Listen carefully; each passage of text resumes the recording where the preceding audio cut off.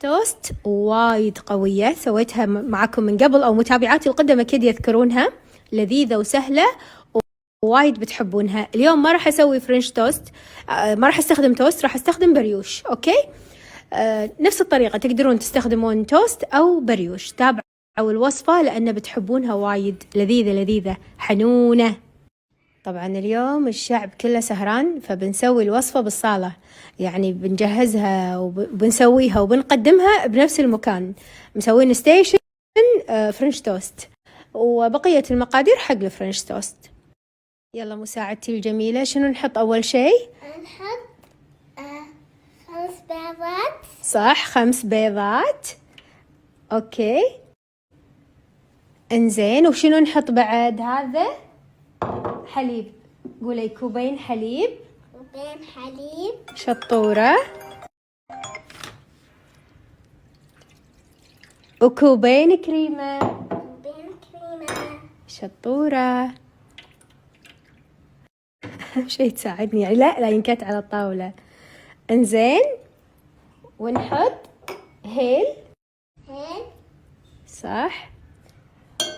وهذا شنو؟ عافية قولي اسمه نفس ذيك المرة. شنو هذا؟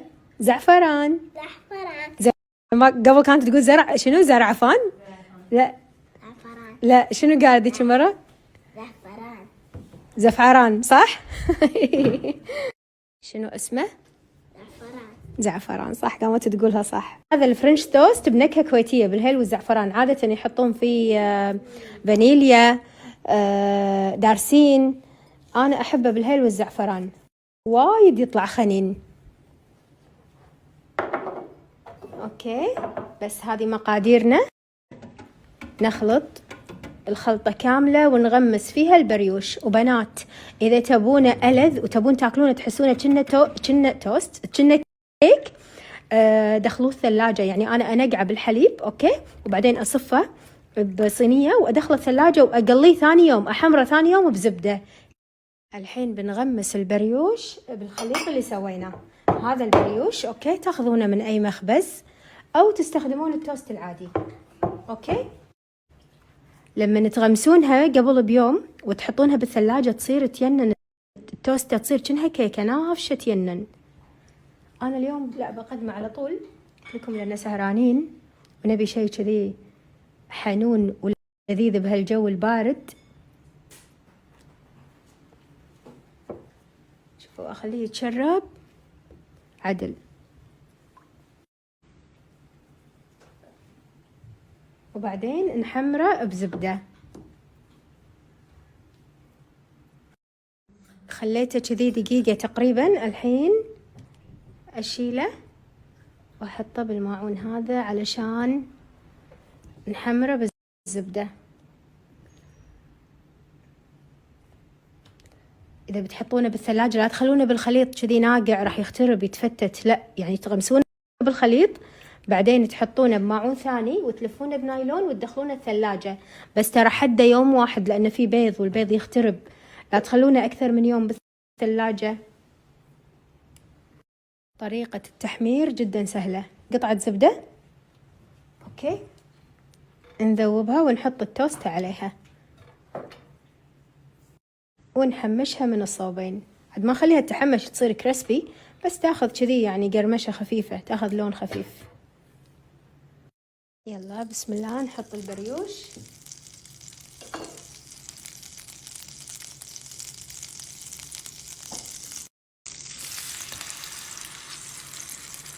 على نار هادية عشان لا تاخذ لون بسرعة وما تستوي من داخل.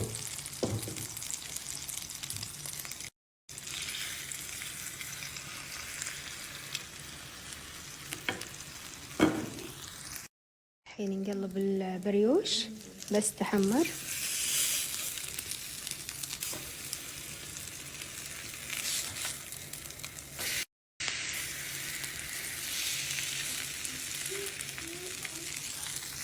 بهذه المرحلة عاد تحطون الشوكولات اللي تحبونه كذي من فوق علشان يذوب على حرارة البريوش. أنا بحط كندر، بحط جالكسي. طبعا تقدمونه مع توت أو فراولة كيفكم حسب ذوقكم. انتي تبين بالكندر ولا تبين بالعسل؟ كندر. بالكندر. ما تبين مع عسل؟ اوكي غيرتي رايك؟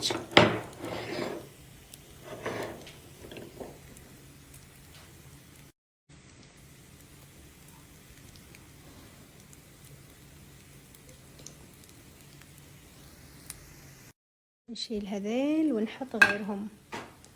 بسم الله. فل كندر الغومة، طبعا حجمها كبير يعني عادي يتشاركون فيها شخصين. أنا بريوش أكبر من التوست.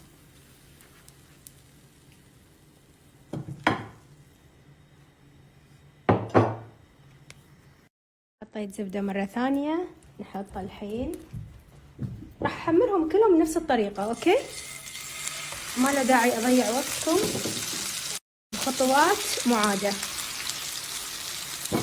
بس هو اللعب كله وين؟ بالتقديم. شيء تقدمينه مع كندر، شيء تقدمينه مع ميبل سيرب، شيء تقدمينه مع عسل. انتوا يعني لكم حرية الاختيار. من الحليب يكون فيه يعني كذي حالي، تحطون قفشة شكر مع الخليط او قفشتين شكر. انا لأن بقدمها مع عسل وبقدمها مع كاكاو فما نحتاج شكر كلش. تقدرون تحطون نوتيلا، اي نوع شوكولات انتوا تفضلونه. هذه الدفعة الثانية نفس الشيء، بنحط عليها كندر بما ان الكندر الاكثر طلبا.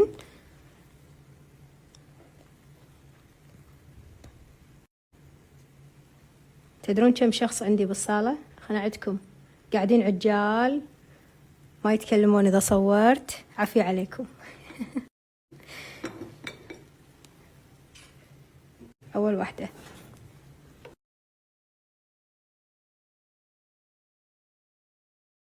هذيل نبيهم بالعسل وتقدرون تقدمونهم مع الميبل سيرب، بس طبعا عسل أفضل أكيد.